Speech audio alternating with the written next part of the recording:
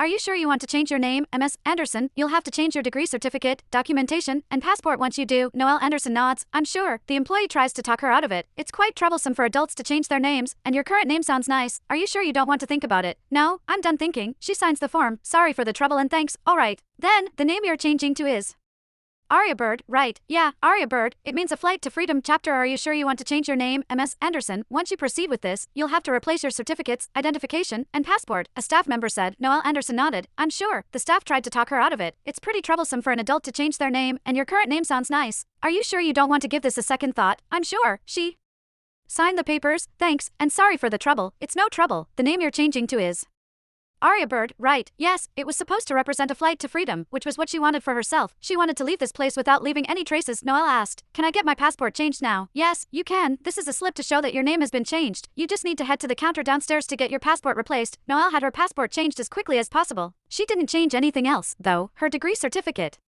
identification, and others. She was going to leave in a week with her new passport, so she would leave her old identity behind. She didn't need it anymore. As she left the building with her new passport, she saw Holston City's landmark building. A huge screen on the building's facade was playing a video of an exclusive interview with Prestige Corporation CEO, Sean Pitt.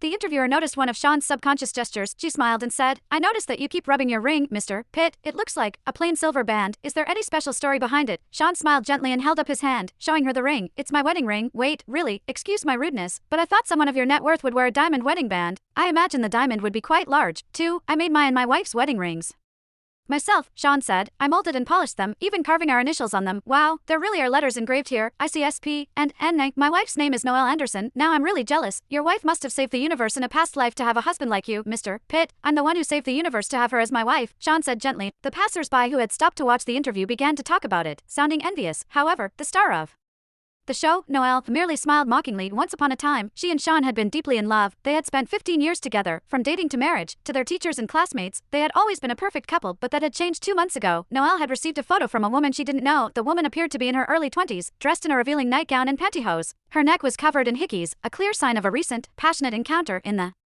photo, she made a peace sign in the mirror, and she had a silver ring on her index finger. It was a little too large for her and seemed like it was meant for a man. Engraved on it was a row of letters, SP and N. Not long after, Noelle spotted the woman at Sean's office. Her name was Jessica Slater, and she was 21 years old. She was Sean's new personal assistant. Noelle had to admit, her mind had gone blank at that moment.